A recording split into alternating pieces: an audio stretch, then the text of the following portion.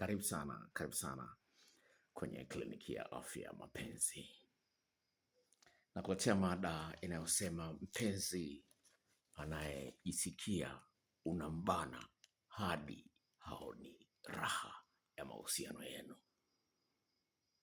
Wapendwa katika Bwana, asante sana kuchagua chaneli hii ya Dr. Mahaba kutoka kliniki ya afya ya mapenzi Mwanza. Inasikitisha kuona kwamba kuna watu wengi wanaingia kwenye ndoa na wanajikuta wanataka kuwatawala wenzao, wafanye wanayotaka wao bila kujali hisia za watu wengine. Inasikitisha sana watu ambao wanaamini kabisa kwamba kila mmoja anahitaji kuishi maisha ya raha, kila mmoja anapaswa ajisikie kupendwa, wanadharauliana. Hali hii ni mbaya sana na haipaswi kuwepo. Unapombana mpenzi wako sana kiasi ambacho anajikuta hana uhuru wa kwenda mahali fulani, maeneo fulani, kusema mambo fulani au kuwa katika hali fulani, inatisha sana. Kuta mtu anamwangalia, anamchunguza kila kona na kila kitu. Kuta unataka tu kila saa tu na chati, kuna vitu vya kulazimisha vinakuwemo ndani. Haipasi kuwa hivyo, wapendwa katika Bwana, katika mahusiano ya mapenzi. Ukitaka mahusiano yawe yamejaa furaha, lazima kuwe na kitu ambacho kinaitwa grace, neema ndani yake. Umuone huyu ni mwanadamu, naye ana matakwa yake, ana uhuru wake, na unapaswa umwachilie naye aende kama yeye anavyojisikia katika uhuru ambao unakubalika mbele za Mungu. Nazungumzia uhuru unaokubalika mbele za Mungu. Kuna uhuru mwingine haukubaliki.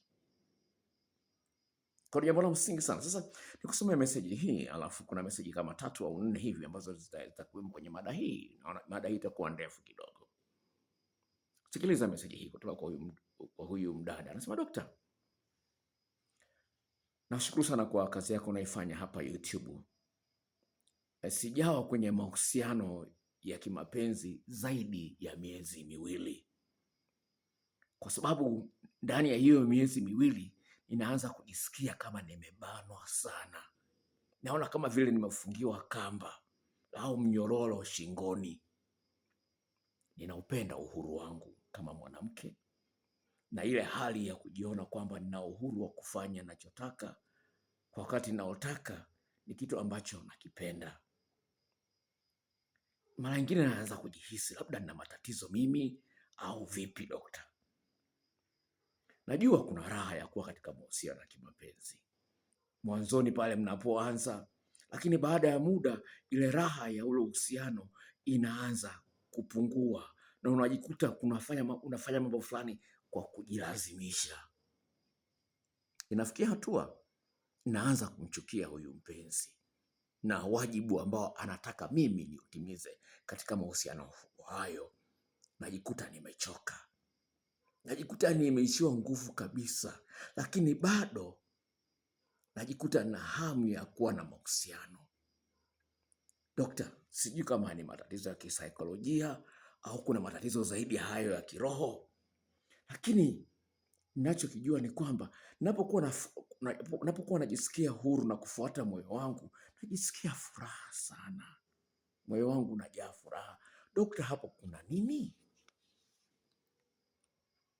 Sasa ile hali ya kutokujisikia huru unapojikuta unabanwa haipasi kuwepo kwenye mahusiano ya kimapenzi kabisa. Sasa hii najua itakuwa ni ngumu sana kwa watu wengi kuielewa, lakini naomba unisikilize.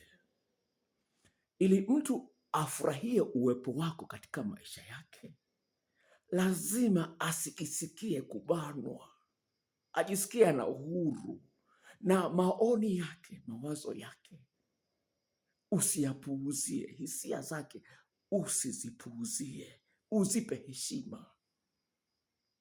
Unaposhindwa kufanya hivyo, unaposhindwa kutoa heshima kwa mawazo yake, kwa maoni yake, kwa mambo ambayo anataka kuyafanya kwa uhuru, ukataka tu kumbana, kumlazimisha akae unapotaka wewe akae, mwenzio atajisikia vibaya. Ndio hii inaopelekea watu kuchepuka. Sasa ni muhimu sana ufahamu kwamba kama wewe unamwamini Mungu yupo na Mungu amesema yeye ndiye Mungu wa watu wote kwenye mwili, kwenye Yeremia 27 mstari wa 32.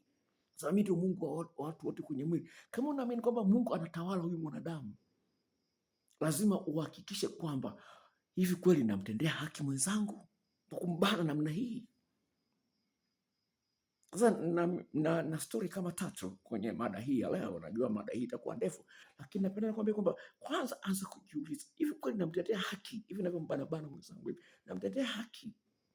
Inaweza kuwa kwa sababu una wivu au nini. Je, huu wivu wangu kweli unasimama mbele za Mungu kwamba ni haki kwa huyu mtu?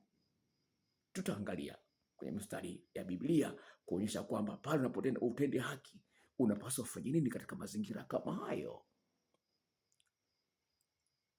Sasa basi, tunapoingia kwenye kitabu cha Biblia, mfano wetu mkubwa wa kukiangalia, kioo cha mahusiano yetu ni Yesu.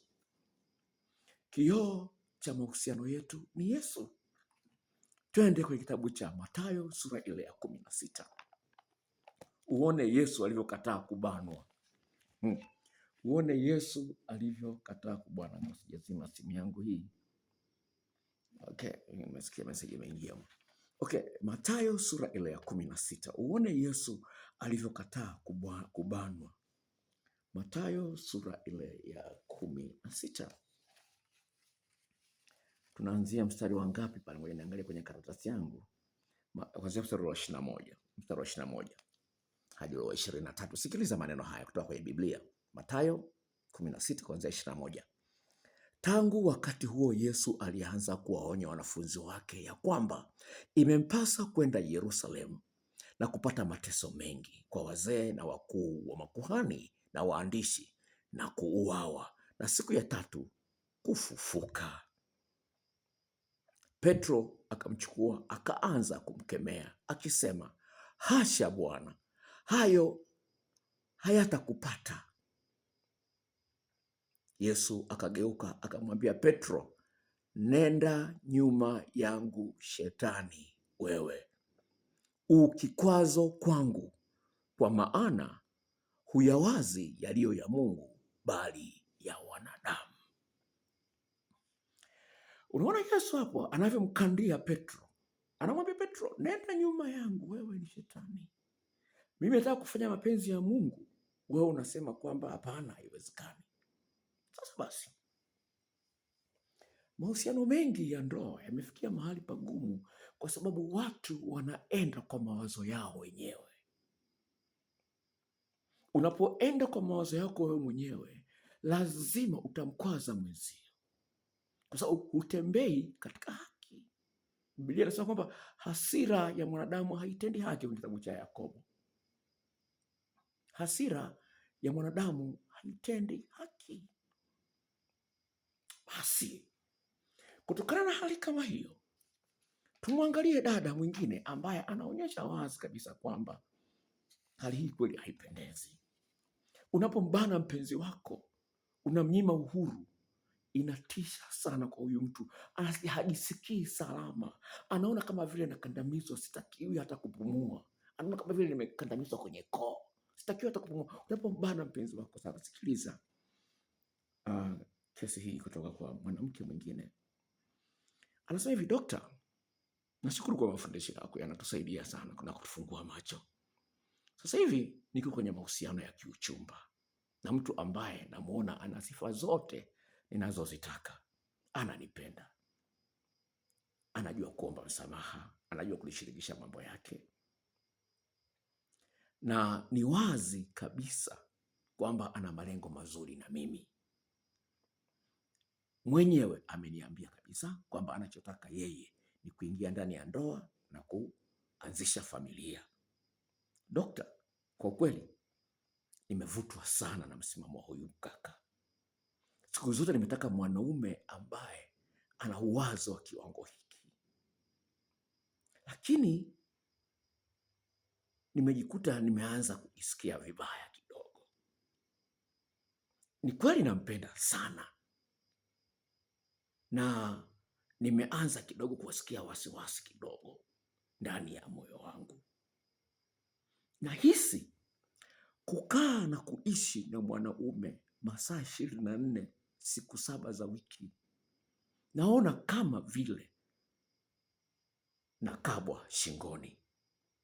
Nampenda kweli, lakini kinachonitisha zaidi ni kwamba huyu mwanaume haamini katika kupeana talaka, kuachana, yaani tukioana ni milele. Nayaelewa msimamo wake na mawazo yake na mtazamo wake kwamba ana nia kweli ya kuishi na mimi milele, lakini kwangu imeanza kuniletea wasiwasi. Hivi kweli huyu mtu hatabadilika? Dokta, sipendi kuficha hizi hisia zangu.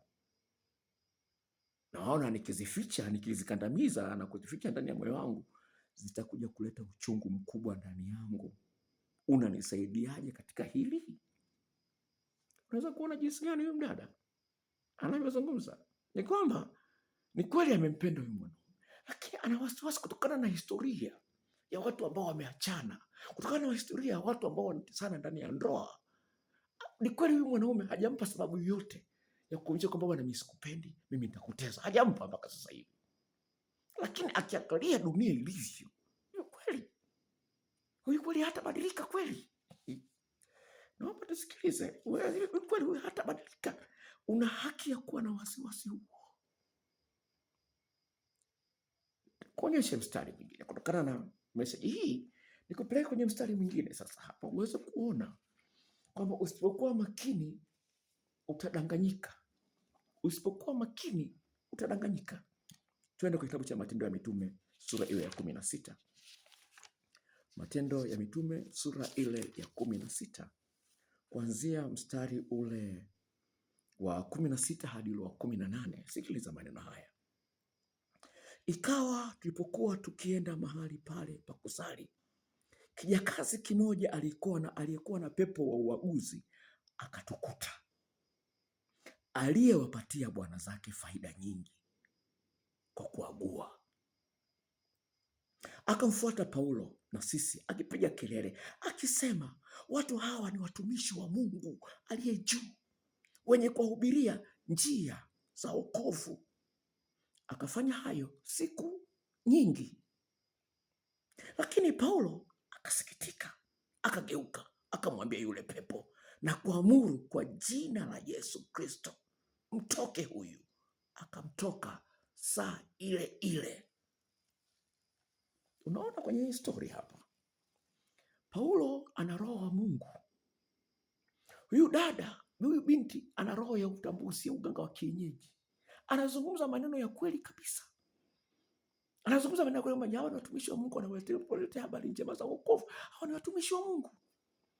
Lakini hakushtuka mapema, akaenda kibinadamu kwamba ni kweli anasema kweli huyu dada, lakini hakujua kwamba shetani anamtumia yule dada kuzuia watu wasisikilize maneno ya Yesu anayoyahubiri Paulo, wamsikilize huyu dada na kumshangaa huyu dada. Unaona? Yaani badala ya kuweka fokasi yao, mtazamo wao mkubwa kwenye mahubiri ya Paulo, wanamshangaa huyu dada anapiga makelele. Huyu ni mtumishi wa Mungu. Jamani, msikilizeni. Watu wanamshangaa huyu. Kwa hiyo Biblia inaonyesha wazi kwamba Paulo naye kidogo macho yake yalikuwa yamefumbwa. Ndio hapo tunarudi kwa Yesu. Akamkemea Petro, akamwambia rudi nyuma shetani. Yale mawazo hayakuwa ya Petro. Alikuwa na nia njema, lakini yalikuwa yametoka kwa shetani yale mawazo. Na Paulo alipogundua hapa kwenye hii Matendo 16, alipogundua hapana, anayoongea ni mazuri, lakini chanzo chake ni shetani. Ana malengo mabaya. Shetani sote ana nia mbaya. Sasa Wakristo wengi watagombana wao kwa wao bila kuangalia sosi ya sisi kukosana, ya kutokuelewana, ya kununiana ni nini. Usipoangalia sosi, chanzo ni nini? Kwa nini mume wangu anajibu ovyo ovyo? Kwa nini mke wangu siku hizi anajibu ovyo? Usipoangalia sosi, utapigana na mke wako, utapigana na mume wako, utalumbana na mume wako. Shetani anacheka. Napenda nikwambie wapendwa katika Bwana, pamoja na magumu mengi yaliyo ndani ya mahusiano yetu, lakini tusipomshirikisha Mungu ambaye ndiye mwanzilishi wa upendo, ndio mwanzilishi wa tendo la ndoa, ndio mwanzilishi wa ndoa wa familia, tusipomshirikisha Mungu tutapambana sisi wenyewe, tutachana sana. Pamoja kwamba tunajiita walokole, tutachepuka sana. Wakristo wengi walokole wanachepuka. Wamepata kisingizio, mwenzangu anielewe. Wamepata kisingizio, mwenzangu anifikishi kileleni. Wamepata kisingizio, mume wangu anawahi kumaliza. Wamepata kisingizio, mume wangu ana maumbile madogo. Wanachepuka. Hizo stori nazo za walokole wanachepuka, ninazo. Haya, nikusomee stori nyingine hapo uweze kuona haya mambo yapo. Huyu ni mdada anazungumza hivi, dokta, wiki iliyopita nimeanzisha mahusiano mapya na huyu mwanaume, namuona na sifa zote ninazozihitaji, lakini ameanza kunitisha kwa sababu naogopa kuumizwa kama nilivyoumizwa katika mahusiano yaliyotangulia.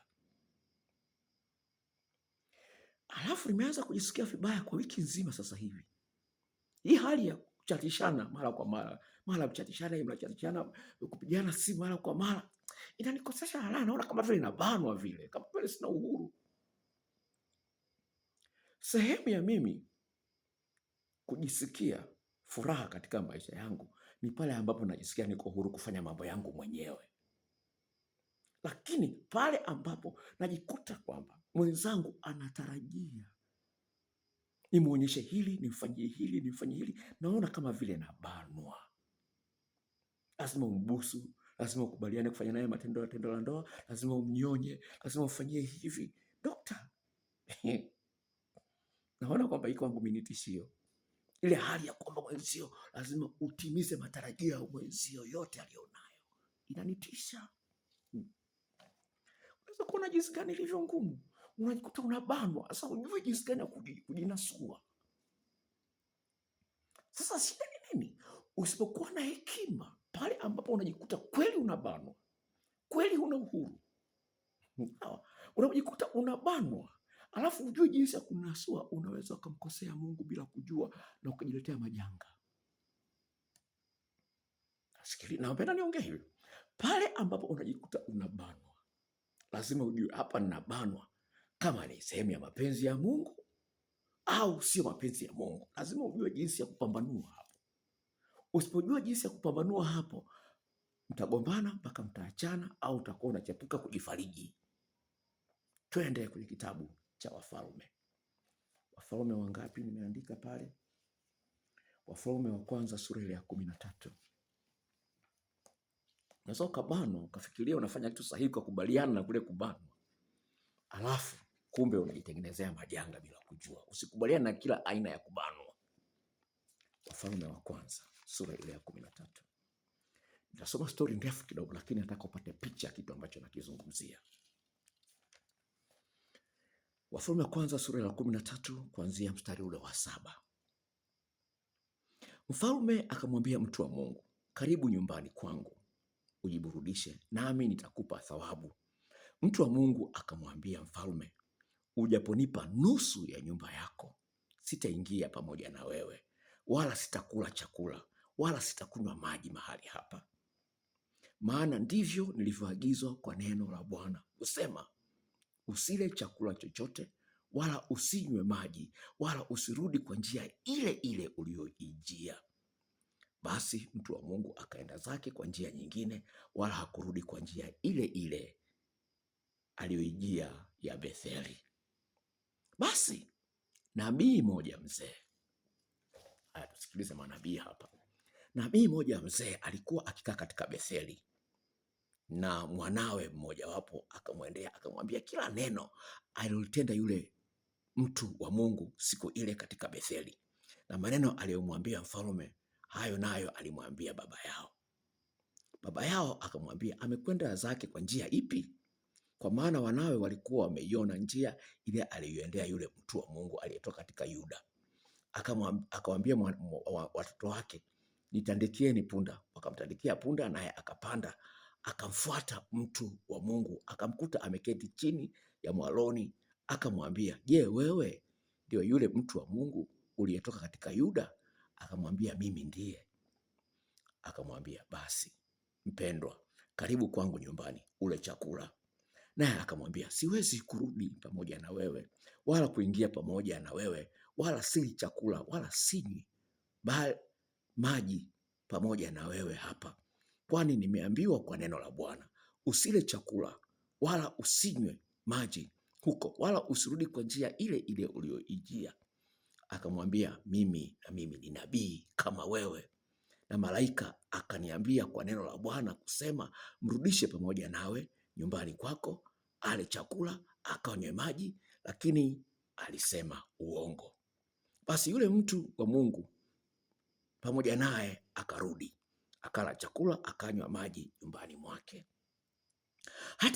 Hata ikawa walipokuwa wameketi mezani, neno la Bwana likamjia nabii yule aliyemrudisha kwa uongo. Akamlilia yule mtu wa Mungu aliyetoka katika Yuda akinena, Bwana asema hivi, kwa sababu umeiasi kauli ya Bwana, wala hukuishika amri ile aliyekuamuru Bwana Mungu wako, bali umerudi ukala chakula ukanywa na maji, hapo alipokuambia usile chakula wala usinywe maji, maiti yako haitaliingilia kaburi la baba zako. Basi ikawa alipokwisha kula chakula na kunywa maji, yule nabii aliyemrudisha akamtandikia punda, na alipokuwa amekwenda zake, simba alimkuta njiani akamuua.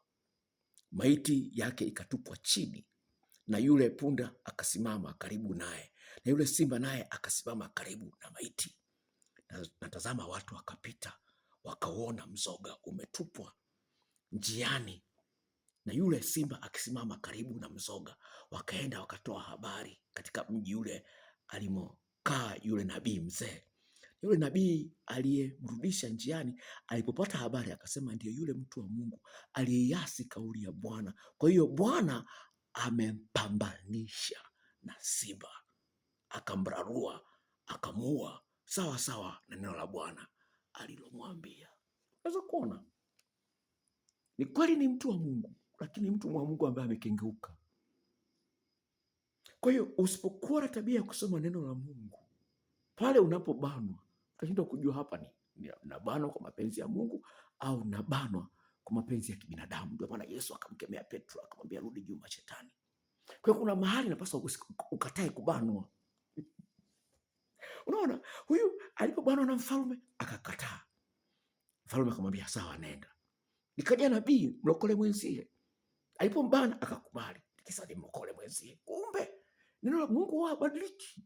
Kama Mungu amekuambia bwana, achana na huyu rafiki, bwana mke wako anakuambia bwana sitaki mazoea na huyu kaka, sitaki mazoea na huyu baba, wewe ukaendelea kuwa na mazoea, bwana tunasali naye, ni mzee wangu wa kanisa vile vile na nini. Kumbe anakupotosha, ujui. Kwa hiyo kuna mahali utabanwa, lakini unabanwa kwa haki, lakini kuna mahali ambapo unabanwa ni mapenzi ya Mungu. Kwa hiyo basi tunahitaji kuongozwa na neno la Mungu, na Yesu analijua hili. Anatuambiaje katika Yohana sura ya 7 mstari wa 24? Yohana sura ya 7 mstari wa 24. Uweze kuona unavyokosea. Yohana sura ya 7 mstari wa 24. Kuna maneno haya, mstari wa 24 huyu hapa. Kuanzia mstari wa 23 itakuwa nzuri zaidi. Basi ikiwa mtu hupaswa tohara siku ya Sabato, ili torati ya Musa isije ikavunjika, mbona mnanikasirikia mimi kwa sababu nalifanya mtu kuwa mzima kabisa siku ya Sabato? Basi msihukumu hukumu ya macho tu, bali ifanyeni hukumu iliyo ya haki. Unaona, Bwana Yesu anasema mnanikasirikia kwa sababu gani? Mnahukumu kwa hukumu ya macho ya kibinadamu. Kwa hiyo utamhukumu mke wako, utamhukumu mchumba wako, utamhukumu mume wako kwa macho ya kibinadamu, utakosea. Na ukikosea ndio unasikia ngoja nichepuke na mimi, ngoja nichepuke, utachepuka sana. Sasa kikubwa ambacho nataka niseme hivi, Kikubwa ni kwamba watu wawili walio kwenye mahusiano ya Kikristo yanayompendeza Mungu, lazima hao watu wawe na nia moja, wote wawe wasomaji wazuri wa Biblia. Ukimwona mke wako sio msomaji mzuri wa Biblia, ukimwona mume wako sio msomaji wa Biblia, tambua kwamba atafanya mapenzi kwa akili zake, kwa macho ya kibinadamu, na hamtafika mbali. Hamtafika mbali. Kwa sababu gani? Huu mwili haufai kitu katika mapenzi, haufai kitu. Mwili peke yake hautoshi, tunahitaji kuongozwa na neno la Mungu. Bwana Yesu anazungumza kwamba jamani, ukitaka kutengana na mwenzio, fuata akili za kibinadamu. Twende kwenye Injili ya Yohana sura ile ya 6. Injili ya Yohana sura ile ya 6. Injili ya Yohana sura ile ya 6, kuanzia mstari ule wa 60. Sikiliza. Basi watu wengi miongoni mwa wanafunzi wake waliposikia walisema, neno hili ni gumu, ni nani awezaye kulisikia? Naye Yesu akafahamu nafsini mwake ya kwamba wanafunzi wake walinung'unikia neno hilo, akawaambia, je, neno hili linawakwaza? Itakuwaje basi muonapo mwana wa Adamu akipaa huko alikokuwa kwanza? Roho ndiyo itiayo uzima, mwili haufai kitu. Maneno hayo niliyowaambia ni roho, tena ni uzima. Unaona, lazima ukitegemea mwili huu utapotea, utaona unafanya maamuzi sahihi, lakini Yesu anakuambia rudi nyuma, wewe shetani, ni kikwazo, unawaza kibinadamu. Tutakuja kwenye tendo la ndoa. Kama ninavyozungumza, hii ni kliniki ya afya ya mahaba. Kwa hiyo ni jambo la msingi sana ufahamu kwamba hicho ni kitu ambacho lazima kiwemo kwenye mahusiano ya kimapenzi. Hili ni jambo la msingi sana. Unaweza kufikiria unampenda mpenzi wako, unampenda mume wako, lakini kumbe mwenzio anakereka, kwa sababu unafuata hisia za kimwili. Humpi uhuru mwenzio unapokuwa unambana katika maeneo fulani fulani, humpi uhuru. Unaweza kujiona kwamba unampenda, lakini kumbe kwa sababu umemnyima uhuru mwenzio anajisikia anabana. Sikiliza message hii. Dokta anajisikia vibaya, niko ndani ya ndoa huu mwaka wa 6, lakini kwa kweli dokta, naona nimechoka. Mume wangu hawezi akaondoka kitandani asubuhi mpaka mimi na mimi nimetoka kitandani. Hawezi kwenda kulala mpaka na mimi nimeenda kulala. Kama nikianza kuangalia kitu kwenye simu yangu, na yeye hivyo hivyo ataangalia vitu kwenye simu yake ili asipate usingizi. Na vile vile, kwa mfano, tunapokuwa tuko sebuleni, yeye usingizi ukamkamata tukiwa sebuleni, akaanza kulala pale sebuleni, nikimwambia nenda kalale, anasema hataki, anataka tu awe na mimi. Dokta, mara nyingine vile vile niko jikoni napika, na yeye anakuja jikoni, anakaa tu pale, hafanyi chochote, yuko tu pale, anakaa tu ananiangalia. Dokta, naona hii hali ya kila saa na kila kitu lazima awepo, najiona kama vile nabanwa sana. Imefikia hatua nataka nikimbie, lakini sitaki kumkimbia mume wangu, bado nampenda. Nimemwambia kwa mahali hii siipendi, anasema sawa nitabadilika, lakini hali inabakia vile vile, anarudia yale yale. Dokta, naomba utusaidie. Unaweza kuona jinsi gani ilivyo ngumu. Kwa hiyo unaweza kufikiri unamwonyesha mapenzi sana, kumbe mwenzio anaona unambana.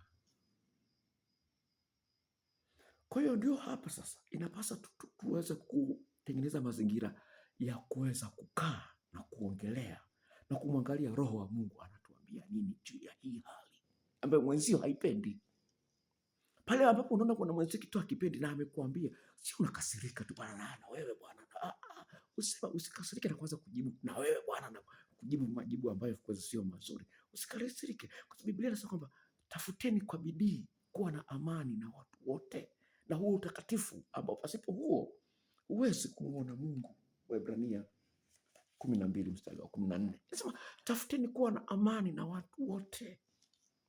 Huyu ni mke wako, huyu ni mume wako, huyu ni mume wako mtarajiwa, huyu ni mke wako mtarajiwa. Lazima mtafute mazingira ambapo mtaweza kuelewana, mkakubaliana kwamba hii tunalifanya kwa utukufu wa Mungu. unapomnyima unyumba mume wako, unapomnyima unyumba mke wako, unaposhindwa kufikisha kileleni mke wako, unaposhindwa kumsaidia mume wako arudia goli la pili, la tatu, la nne, unafikiria unatenda haki? Unafikiria unatenda haki?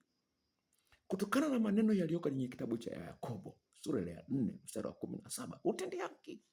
Maneno hayo yanasema hivi: yoyote yule ajuale lililo jema linalopaswa kufanywa alafu asilifanye, anafanya dhambi. Hiyo ni Yakobo 4:17.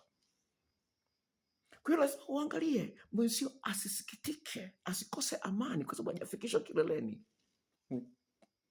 Mwenzio asikose amani kwa sababu ameshindwa kurudia goli la pili, la tatu.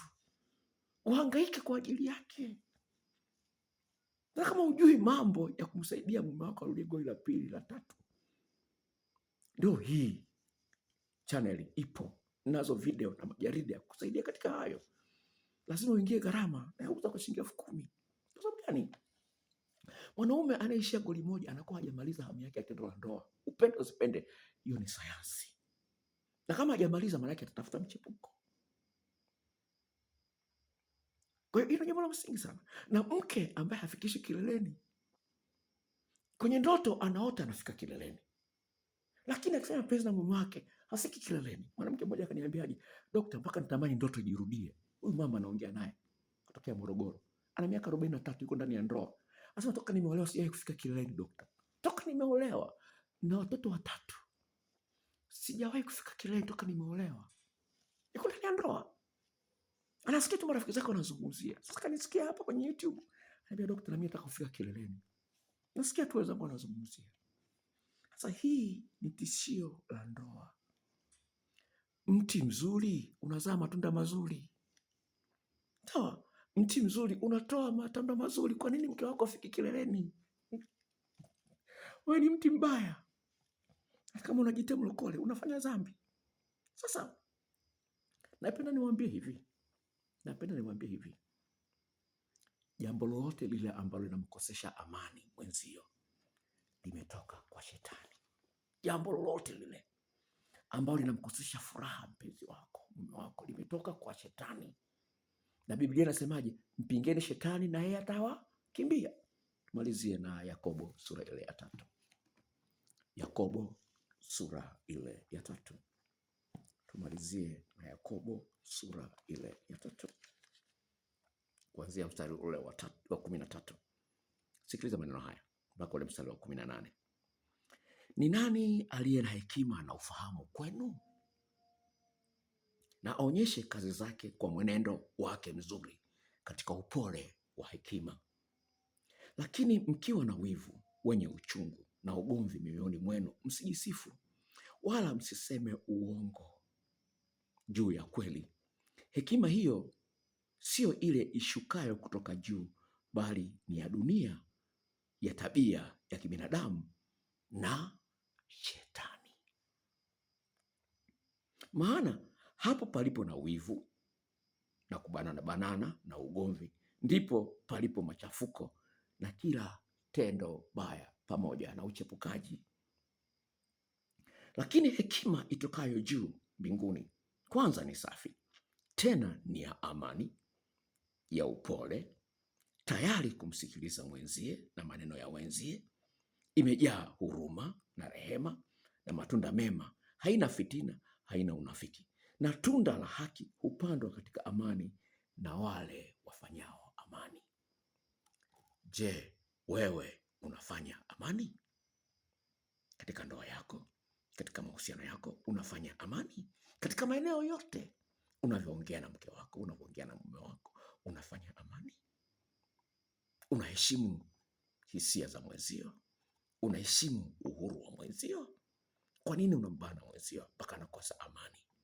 Hali hiyo haipendezi. Hali hiyo haipendezi. Kwa hiyo basi, ningependa niwashauri wapendwa katika Bwana, lazima mhakikishe kwamba kila mmoja anafurahia mahusiano yenu kwa kiwango kikubwa, kwa maana hakuna neno ambalo linamshinda Mungu wetu.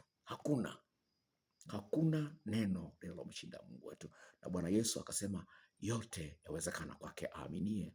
Unamwamini Yesu. Yesu amesemaje? Amesema hivi, mimi ni mzabibu, nyinyi ni matawi.